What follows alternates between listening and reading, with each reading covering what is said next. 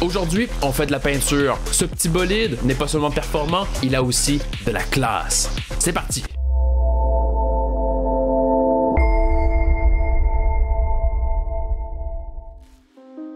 Nous revoilà, petite caisse. On s'attaque à la peinture. Faut bien voir quelque chose. Si tu décoches Scene World, t'as plein d'HDR par défaut qui sont là pour prévisualiser et vous pouvez ajouter des lumières. Par exemple, moi j'en mets une à l'arrière, une area light pour avoir plus de réflexion. Je balance en mode shading, puis pour la couleur, pour vrai, tu utilises vraiment ce que tu veux là. Tu vas utiliser une sorte de rouge. Faut juste faire attention, pas être trop saturé, sinon ça a l'air weird. Tu sais, 0.7, je considère ça suffisamment saturé. Le reste, ça se fait en post. Le roughness ici, il est particulier parce qu'il faut comprendre comment une voiture est peinte. Il y a plusieurs couches, dont un après, la peinture, et ensuite un film protecteur qu'on appelle le clear coat. Je vous suggère ici d'expérimenter avec le roughness. Entre 0.3 et 0.6, combiné avec le métallique, vous avez des looks intéressants. On combine ça avec le brillant du film protecteur, le clear coat. On envoie le weight à 1, puis ça nous fait déjà une belle différence. Je veux simuler un effet qu'on appelle les flakes. C'est un fini brillant sous la peinture. J'utilise les couleurs du Voronoi Texture qui me donnent des plaques. Et si je sépare le vert et le rouge et je les recombine avec le bleu à 1, ça fait un normal map maison. Et ça fonctionne super bien, à moins que tu n'aies pas de UV comme moi. Mais pourquoi je ferais des UV si je peux utiliser les coordonnées objets? Et tout d'un coup, ça marche comme par magie. Ajuster la taille pour que ça soit très fin, très petit, et il faut que ça soit subtil dans la force du normal map. On veut seulement un doux et subtil fini étincelant sur la peinture. Et gardez vos affaires organisées, faites des commentaires, nommez vos choses. Et là, le prochain effet, c'est ce qu'on appelle le orange peel. C'est une imperfection dans le processus de la peinture. Ça donne un aspect rugueux. Et j'utilise un Musgrave Texture. Vu que j'ai pas de UV parce que je m'en fous, il faut utiliser le mode objet sur la plupart de vos images et noise. En multifractal, ça donne vraiment une distribution de noise qui est parfaite pour faire le orange peel. Dans un bump, et ça va aller dans le normal map pour le clear coat. Rester subtil, au final j'utilise une très faible intensité. Là c'est beaucoup trop propre. Il faut moduler le roughness avec une texture. Et ça, si ça t'intéresse, ce que tu vois en ce moment, c'est dans la description. Tu télécharges ça, c'est cadeau. Mapping en mode object. On voit que sur le côté de la voiture, c'est un petit peu cassé. Il faut changer la projection à box. Ici, j'applique les transformations en mode location pour que la texture soit uniforme sur toutes mes pièces. Mais là, il y a le capot. Les dégoulinures vont pas dans le bon sens. Et quand ça marche sur le côté, ça marche pas sur le capot. Et vice-versa, jamais les deux en même temps. Si tu connais une solution à ça, écris-moi ça dans les commentaires. Mais en attendant, j'ai juste dupliqué ma texture. Un fonctionne sur le capot, l'autre fonctionne sur le côté. Puis je mixe en utilisant le Z du normal map. Ça donne un masque de haut en bas. Donc j'isole le dessus et le côté de la voiture. Ici le add me sert à changer la hauteur du masque. Et par après, j'ajoute un multiplier pour avoir un contraste plus net. Le mélange, ça marche, mais je n'étais pas satisfait dans l'optimisation de mes nodes. Au final, c'est des UV qu'on manipule. Fait que je duplique ma texture et j'utilise le mix des UV pour afficher le même résultat et n'en utiliser qu'une. Un map range pour faire les ajustements du roughness. Et amusez-vous avec le map range pour vraiment comprendre comment il fonctionne. Dans mon cas, je l'utilise ici pour avoir plus de contraste et inverser le signal pour que les dégoulinures soient plus rough. Et puis, je sais pas qu'est-ce qui m'a pris, je suis parti freestyle. J'avais envie d'avoir une carrosserie avec un peu de bosselage. J'ajoute dans ma chaîne un bump avec le noise texture qui va être de grande taille et un strength très faible. Et on peut changer le mode du map range. Par défaut, il est à linéaire, mais en smooth step, ça nous donne un résultat qui est beaucoup plus adouci. Et je suis content de l'ajout parce que des petites bosses, ça va augmenter les performances de la voiture. J'avais envie de revenir sur la couleur.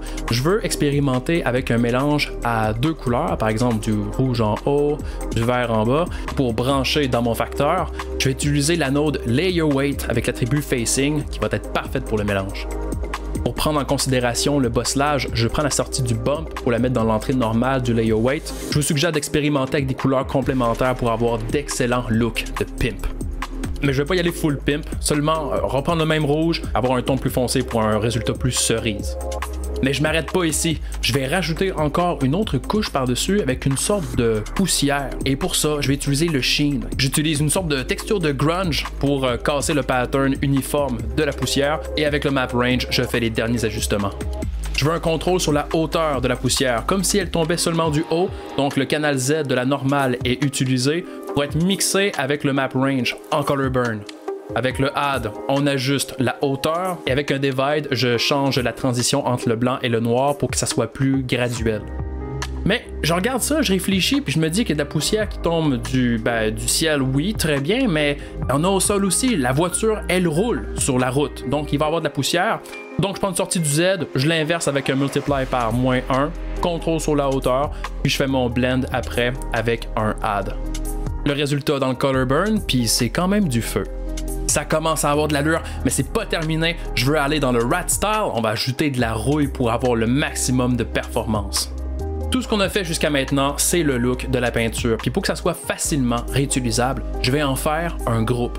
Donc tout sélectionner et on fait CTRL-G et ça va tout mettre dans une seule node. Je renomme la node, puis il faut aussi que je renomme les sorties pour que ça concorde avec les attributs. Donc pour rentrer dans le groupe, on la sélectionne puis on appuie sur Tab et sur le Group Output, appuie sur N et dans Group, on peut déplacer, renommer les sorties pour que ça concorde avec le nom des attributs.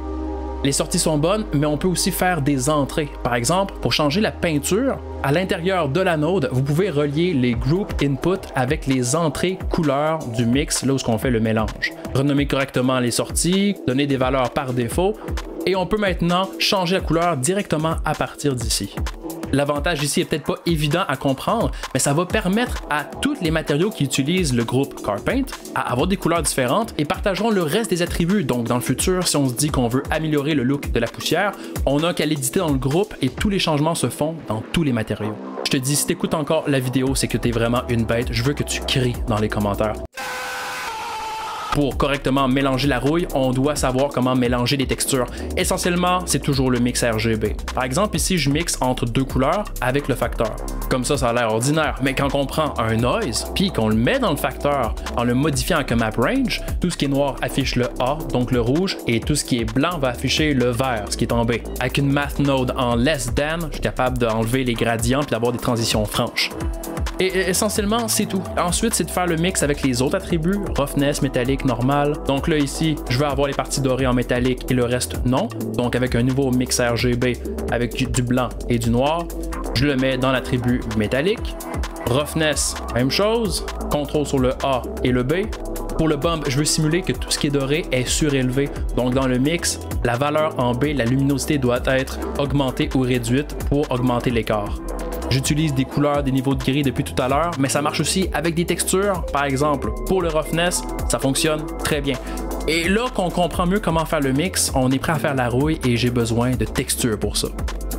Pour les Even, ma référence de texture gratuite, j'ai une texture de rouille ici qui va très bien fonctionner. Et en passant, ils vendent leur add-on. Si vous voulez contribuer, ça aide au site à rester en vie et ça vous permet d'avoir dans votre asset browser tous les textures, modèles et HDR directement disponibles. Simplement ajouter un Asset Libraries, télécharger les nouveaux assets et c'est disponible. Vous pouvez placer des textures, placer des modèles, des HDR, c'est bien commode.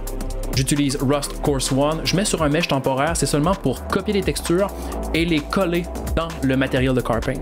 Je m'assure d'être en mode objet, projection en box, et pour que ça soit plus propre, je vais faire un groupe avec la rouille, donc chaque texture, j'en ferai une sortie correctement nommée, et on va pouvoir procéder au mélange. C'est comme que je vous ai montré tout à l'heure, on va se concentrer en premier sur le Base Color, donc Mix RGB, j'ai mon Carpaint dans Color 1, tout ce qui va être blanc, ça va être Color 2, donc la Rust. Dans mon facteur, j'aurai un noise en mode objet, matte node en less than pour avoir un effet de peinture chippé par la rouille et j'envoie dans mon facteur. Revenez sur le greater than pour changer la distribution, changer le scale, les détails du noise pour avoir le look que vous voulez. La couleur c'est fait, la suite, c'est le même système. J'en fais une copie qui est déjà préconnectée avec CTRL, SHIFT et D. Et vu que je vais faire les normales, je remplace Color 1 et Color 2 par les bons attributs. On répète le système pour le roughness du clear coat, l'influence du coat, parce que la rouille ne devrait pas avoir de clear coat, donc on met du noir dans Color 2. Et exactement la même chose pour le métallique. Oui, de la rouille, ça vient du métal, mais ce n'est pas considéré comme étant quelque chose de métallique. Ah que c'est beau voir ça fonctionner. Le mélange du Carpaint avec la rouille, c'est un succès. Mais pour que ça soit plus organisé et réutiliser mon système de mélange, toutes mes mix RGB peuvent être mis dans un seul groupe. Bon, là, les fils vont être croisés, les attributs vont être à renommer, mais au final, on va pouvoir utiliser le même node group pour faire le mélange entre n'importe quel matériau sur n'importe quelle surface. Je fais la même chose pour le masque de la rouille, donc avec 2 entrées, une pour contrôler l'influence de la rouille sur la peinture, puis une autre pour changer le scale du noise. Ça manque de bump, c'est flat. La sortie normale du blend, je l'utilise avec le bump et le rust mask pour me créer une épaisseur entre la peinture et la rouille. Quand c'est connecté dans l'attribut normal, j'ai mon épaisseur, mais ça manque encore de détails. Je retourne dans mon rust mask et à la sortie de mon noise, j'ajoute un power pour aller récupérer des gradients dans le noise. J'en fais une sortie qui s'appelle soft mask. J'en profite pour mélanger un autre noise dans mon height et ma sortie soft mask, je la combine à mon mix RGB dans le facteur. Color One change la hauteur du bump et je reviens dans mon Rust Mask parce qu'avec le Map Range, en ajoutant plus de contraste, ça me vend vraiment l'effet que la peinture est en train de décoller par la rouille. La peinture, son bump, c'est cool, mais là, j'ai pas ce que je veux sur la rouille, je veux un truc plus fin.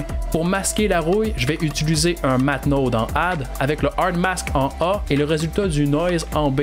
Une fois que je clamp la valeur, ça va me faire un beau masque et là, je récupère mon bump de rouille. Et là, ça commence à être bien cool. Un autre détail, je me suis un petit peu emporté. J'ai décidé dans mon Rust Mask de faire une nouvelle sortie pour de l'opacité, dans le fond. Faire comme si la rouille avait mangé tellement le métal que ça fait des trous. J'ai utilisé cette sortie-là d'opacité dans l'alpha de mon Principled. Mais j'ai fini par l'enlever et pas l'utiliser. Je me suis dit qu'il fallait peut-être que je me garde une petite gêne. En fait, ce qui serait plus approprié, c'est que la rouille apparaisse sur les rebords, un peu comme du edgeware. Il y a plusieurs techniques pour en faire. Ici, c'est la technique du bevel, un vector matte en dot product en utilisant les normales de la géométrie. Ça isole les rebords de la carrosserie. Map Range pour contrôler le masque et avec un mix RGB, on va y faire passer le résultat de notre edgeware en mode color burn. Ça va vous permettre un meilleur mélange du edgeware avec le noise. Ça me donne des résultats qui sont corrects, mais c'était pas exactement ce que je voulais. J'ai changé ma technique pour faire le edgeware. À la place, j'ai utilisé la technique que beaucoup connaissent, c'est la technique du pointiness dans le map range, et j'avais ce que je voulais avec ça. On voyait vraiment beaucoup mieux la rouille sur les rebords de la carrosserie. On peut visionner des render paths pour mieux voir ce qu'on fait. Par exemple, dans Viewport Shading, Diffuse Color, ça va montrer toutes les surfaces qui sont non métalliques, donc la rouille. Un excellent moyen de voir l'effet sans avoir les distractions de tout le reste. Vous pouvez revenir en mode Combine pour avoir la vue finale. J'enlève le métallique pour le fun, puis heureuse surprise, ça colle encore mieux avec la rouille. Mais le problème du edgeware, c'est qu'il y en a trop partout. Idéalement, j'aimerais peindre les endroits pour enlever de la rouille. Donc assez facile, hein? Je vais rajouter un multiply dans le mix pour que la valeur en B contrôle mon niveau de rouille. 0, il n'y en a pas, 1, il y en a. Qu'est-ce que je vais utiliser dans cette valeur? Ça va être l'attribut couleur des vertex. Eh ouais, on va faire du vertex painting. Suffit d'ajouter un nouvel attribut de couleur et je vais mettre le tout en blanc pour que par défaut, il y ait de la rouille partout. La Node Color Attribute permet de récupérer les attributs de couleur, sélectionner la bonne, et si vous visionnez, vous devriez avoir sur votre pièce du blanc. Les attributs de couleur, ça se fait par mèche. On voit que le reste est noir, il faut faire la même procédure pour tous les modèles qu'on veut peindre, mais la sortie couleur, une fois dans le value du multiply, on traverse en mode Vertex Paint, et en appuyant sur N, on peut mettre du noir dans notre palette, et quand on peint, on a en real time les changements. Ça commence à être pas mal pimp. Et ça complète la vidéo d'aujourd'hui sur la peinture. Dans les prochaines vidéos, on va voir les autres types de matériaux à réaliser. Et si tu trouves que c'était une vidéo de bonne facture, que tu as aimé le contenu, je t'encourage à mettre un pouce en l'air puis de t'abonner parce qu'on va être dans le même délire pour les prochaines vidéos. Sur ce, moi je vous dis à la prochaine.